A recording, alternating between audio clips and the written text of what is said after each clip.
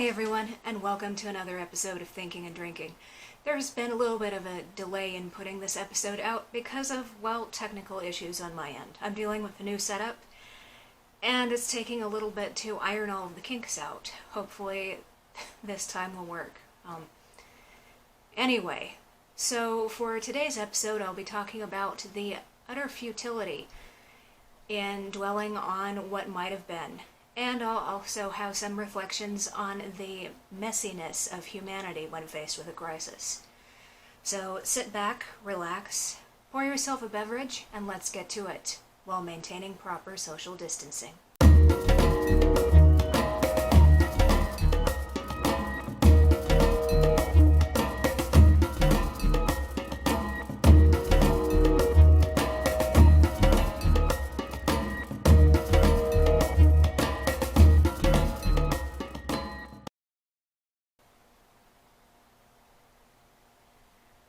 I played some Jackbox party games with friends over Twitch a little while back, and I usually have faith in my fellow humans that we aren't weird and really gross. But, well, my pessimism wound up winning the day during several rounds of guespionage. How did I know that people will be comfortable with at-home nudity and wiping their boogers on the furniture? Well, maybe it was because I was in the military for 12 years. Or maybe it was from working at Walmart for 9 months after I got out of the military. Yeah, working the graveyard shift at Walmart, you see a lot of people who give off that kind of vibe. And I have seen some shit. As I've mentioned a few episodes ago, I have noticed that this whole pandemic is generally bringing out the grosser parts of people. Not just in terms of sanitation, but also in terms of ideology.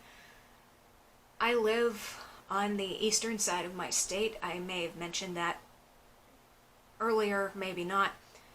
Well, we're the side of the state that's thinking about trying to split off from the coastal part into a 51st state called Liberty.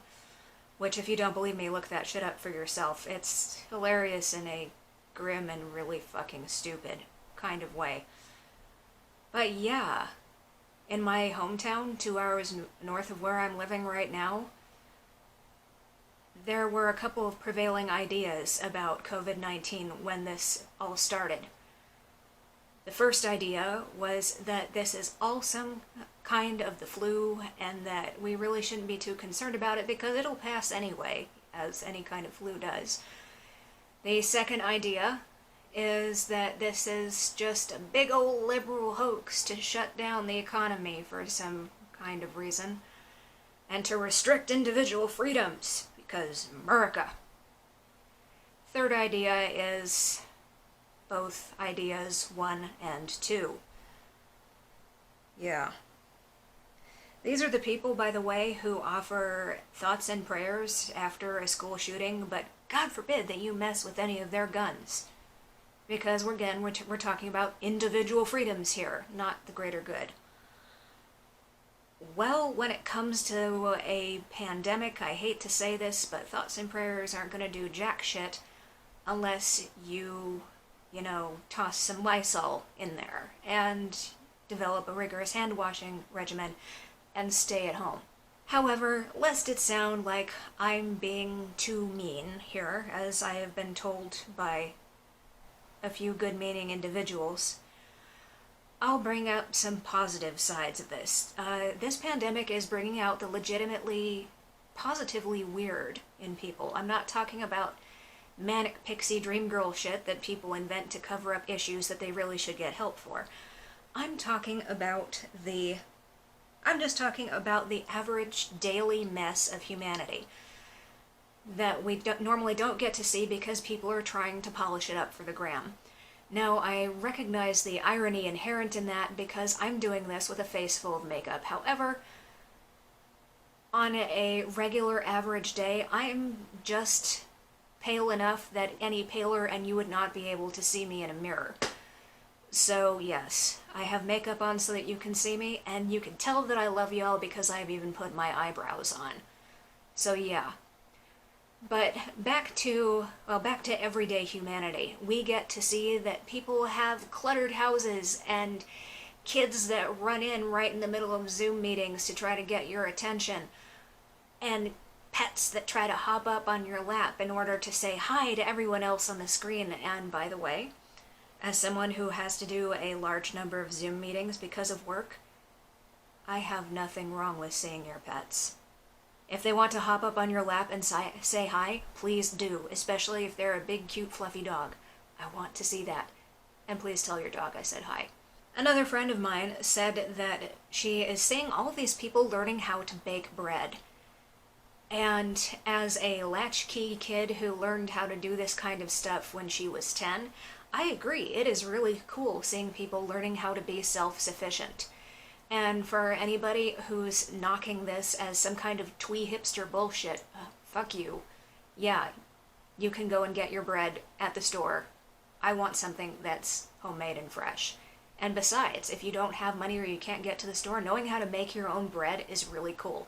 You just have to be patient. So it's not twee hipster bullshit. It's actually something really cool to do. Now, I also grew up around baking, so I have a little bit of a wider knowledge base to begin with. And I have been doing the bread baking. I've been working on tweaking a few of my own formulas, starting with a whole wheat base. Because that one can be a little bit tricky, I've given it the nickname of Bastard. I will say, though, that Bastards the third and fourth are really the tastiest of the two. Something else, I'm really loving seeing everyone else's weird-ass quarantine couture.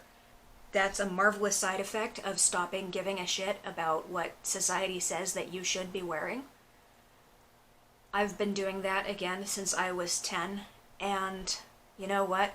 All y'all bringing out your quarantine ponchos and your funky-ass pajama pants and all of that, I see you, you're valid. Welcome. I've contributed to this anti-fashion movement myself. The other day, I had to take out the trash to the dumpster. It was a beautiful sunny day out, and it was about 50 degrees, so I was wearing a mouse rat t-shirt from Parks and Recreation and a pair of tiny black booty shorts with the word creepy right across the butt in purple gothic font, and a pair of flip-flops, but that really doesn't play into it. I was carrying out this big old bag of trash, and I just wound up and hammer-tossed it right into the dumpster. It was a beautiful throw, and I stood back, satisfied with my work, and then I noticed that there was a neighbor dude standing across the parking lot, just kind of looking at me. And at first, I didn't know whether he thought I was some kind of weird cryptid, but then from the face that he was making, I realized that he had been trying to read my ass and got blinded by what the Canadian comedian K. Trevor Wilson, who plays Squirrely Dan on Letterkenny, what he would call my winter legs. Although, let's be real here, considering how pale I am, my winter legs are all year round. Anyway, so for the neighbor dude who got blinded by my legs, sorry not sorry. There's a price to pay to look at this beauty, and you paid it. Hope you learned your lesson. And no, I won't pay to replace your retinas. That's just how it is. However, for all of the cute, weird shit that people are doing during this, people are doing some stuff that's creepy and kind of rude. Like, people are texting their exes or trying to start shit with family members who they normally wouldn't have contact with. I can kind of see the appeal of doing this because, in theory, you are sniping and taking pot shots at somebody who you're never going to see again. It's kind of like taking pot shots at someone who can't fight back. That said, it's still a dick move, by the way. I happen to know that karma can be a rancid bitch, by the way.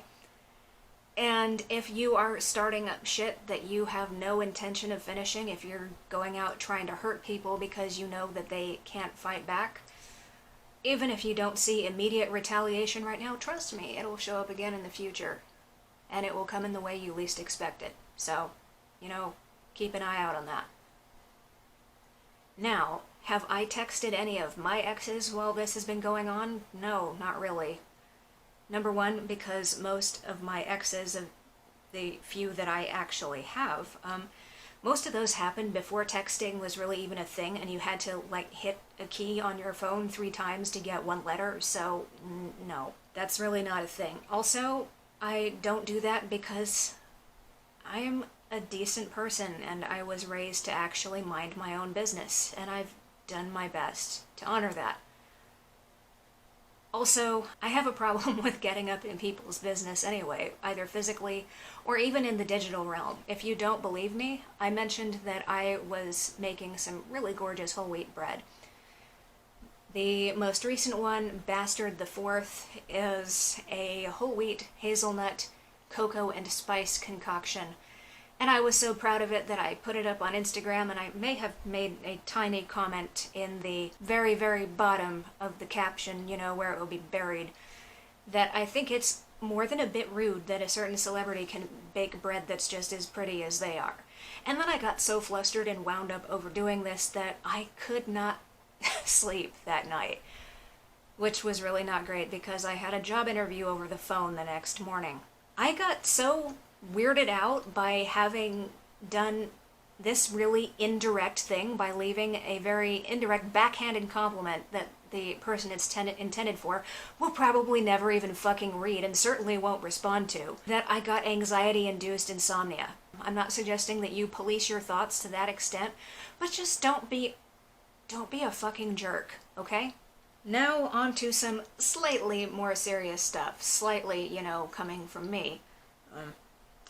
Like a lot of people, I've been having trouble sleeping lately.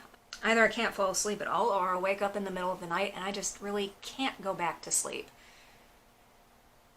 The first one, I know that it's because of the all-pervasive dread that so many of us are facing right now. It's just that feeling of existential wrongness. Everybody's feeling that, and it's not going to go away. The other one is, well, because everything is just too quiet. If you've lived in a city for a while, you need a certain amount of noise to help you get back to sleep, and right now, it's just not there. It feels like everybody is holding their breath and waiting for something to happen. Now, when I'm dealing with one of these bouts of insomnia, I have the really bad habit of pulling up my phone and just scrolling through various corners of the internet to see what shiny information trinkets I can bring back to my nest, in a manner of speaking, to prove that yes, the world is still out there and yes, I'll be okay. Most recently, in this bout of digital sleepwalking, I came across one of those photo sets of, look at these celebrities when they were younger.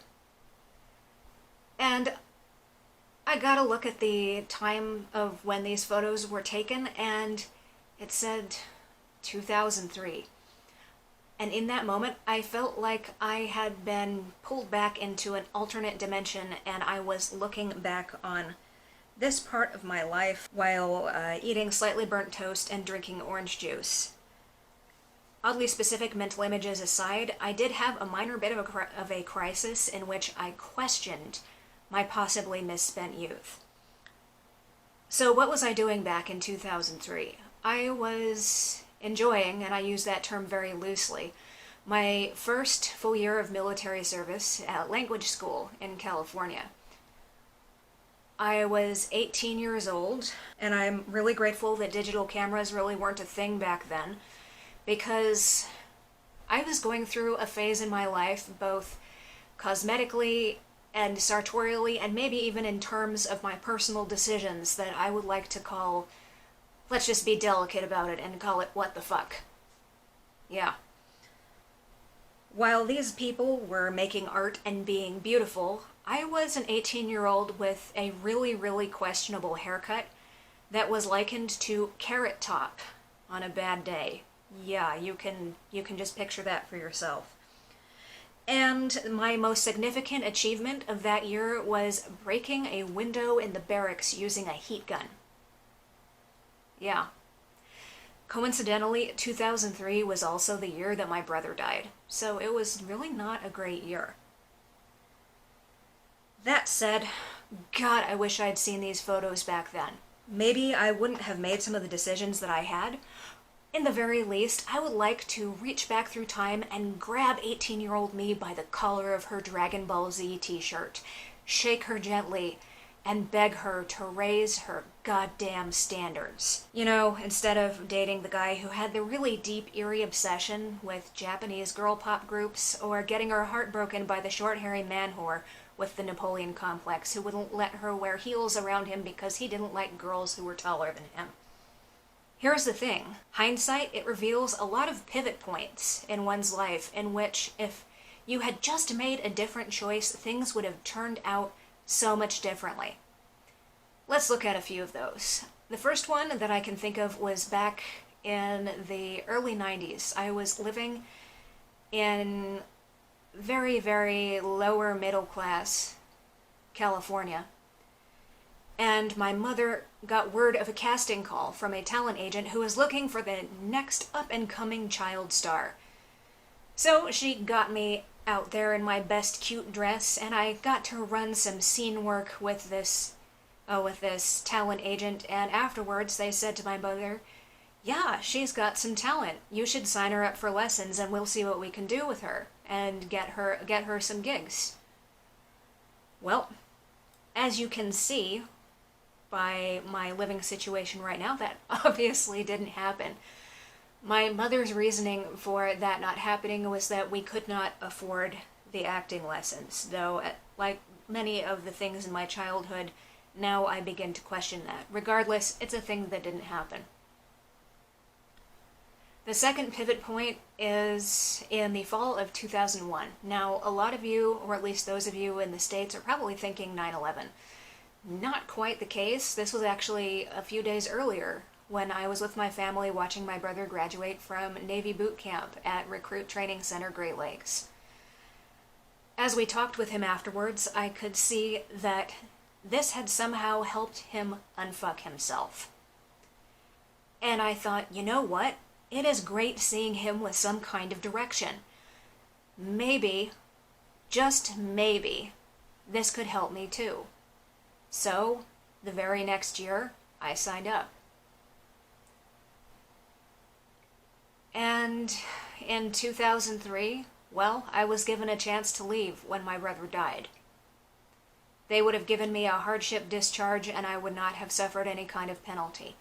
But for some reason I said, you know what? I'm not done yet. I want to keep doing this. 11 years later, I was given the chance to go to military survival training. This is perhaps some of the hardest training that the military has to offer. And I knew that by doing it, it would have a huge boost on my career. I also knew that I would not come back the same way that I went. I knew that it would cause a lot of changes to me in ways that could not be very easily repaired. But I wanted to do it for my career, so I said sure. That year, on the 4th of July, instead of being out with my friends, I wound up curled up in a tight little ball on my couch, wrapped up in a blanket, and shivering even though I wasn't cold, wearing double ear protection, because I was terrified for my life. And then, a couple of months after that, I found out that I would be getting discharged, because I was not the right body composition. I'd made it through survival school. I was a certified survival swimmer. I was even slated to run in the Marine Corps 10K that year, which I did, and I finished it for the second time in as many years. But none of that mattered. I wound up giving up a career, or rather being forced to give up a career that I had spent 12 years shaping and had poured everything into. That choice was not mine. And I wish I could say that things have been easier since then. All I know is that I was utterly livid when I found out that they had reversed their policy of kicking people out for being supposedly over the limit on body fat. I was utterly livid, and all the progress that I'd made in finally recovering from that started to unravel. So I went to my therapist and I told her about it. And she said that what I was feeling was perfectly valid, but there was something that I needed to consider. That just because I wanted things to go a certain way, to turn out a certain way, would not mean that something even worse would not happen to me afterward. To put it another way, an alternate timeline does not guarantee a positive outcome. So think about that for a little bit. Even if I'd managed to stay in the military, there is no guarantee that my career would have turned out better after that. And looking at the leadership shakeups that the Navy is going through right now, especially with Captain Crozier, which, by the way, that is some hot steaming bullshit that he got fired. Looking at the kind of culture that persists in the Navy, and it's only getting worse if what I've heard from some of my friends is correct. Maybe it's a good thing that I got out. If I had gotten out right after my brother died, I would not have developed the same kind of resilience for hard times as I did when I stayed in. And the same thing for if I had just gone right to college right after high school. That was the plan. I would not have that resilience. I would not have the same friendships that I have now, nor the same kind of friendships, the same caliber. Because there is a certain depth of friendship that comes from knowing that in the right scenario you would lay down your life for another one of your colleagues.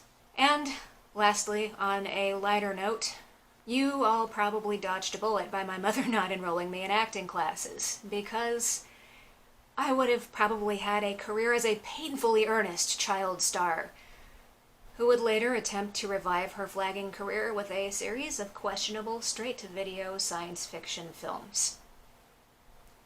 Although, through my experience in cosplay, I know that I happen to look pretty good in a catsuit. So, something that I've learned lately is that it is perfectly okay to be sad or to be angry when things don't turn out the way that you would like. If you attempt to suppress those emotions, if you attempt to just not feel, I speak from experience, that can backfire on you very, very, very badly. So here's the thing. I have given myself permission to feel all of these emotions, and I know that that sounds really, really, really stupid. But if you grew up the way that I did, this, by the way, is all incredibly disconcerting to people who saw me when I was younger and believed me to be this quiet, timid person whose main virtue was in not making a lot of noise and not taking up space. So, yeah, it's not stupid to allow yourself to feel your emotions. That said, when you're dealing with a lot of negative emotions, you need to find some kind of outlet to deal with them. For me, I've chosen exercise, not like you can really tell right now, but it's a slow process, and also art. However you react to negative stimuli is ultimately up to you. That said, just because I've come up with some pretty decent bread formulas, and because I've added about 70 pages onto my current fiction manuscript within the past 3 weeks, doesn't mean that you should feel pressure to do the same. As a matter of fact, this past week I started going back to work, teaching online classes. I also have a master's thesis to work on, and I know that in a few weeks my brain is going to turn into goo because of all of this. Even if you don't have that kind of pressure, we are facing a time of mass existential trauma, and it is okay if your brain turns into jello. I understand completely. I was that fucking weirdo standing in the frozen foods aisle at the grocery store this past week, muttering, "chicken parts," under my breath because I honestly couldn't remember what I was there for. So if you are having massive brain issues, it's okay. We all are. The key point of all of this is that as you attempt to find your way, remember that just because something could have turned out differently doesn't mean that the rest of your life would go well after that. I know that that's hard to grasp because a lot of us have had things that we were really looking forward to. The in-person thesis defense that I was looking forward to because I'm just a freak like that, that's going to be held over Zoom. Yuck. I don't even know if we're going to be having our graduation ceremony in person. That's in the middle of June, and I don't know if they're going to let us do that, which I was really looking forward to that too, because these past few years have been hell. And I wanted to celebrate the fact that I made it through that, and I may not even get that. Some of you have been dealing with things even bigger than that, and I understand that. But just remember, alternate timeline does not equal positive outcome. It's kind of a cold thing to say, but it's what's been helping me get through. And who knows, it might help you also. That's all I've got for you today. Thanks for tuning in, and hopefully I'll see you next time for another episode of Thinking and Drinking.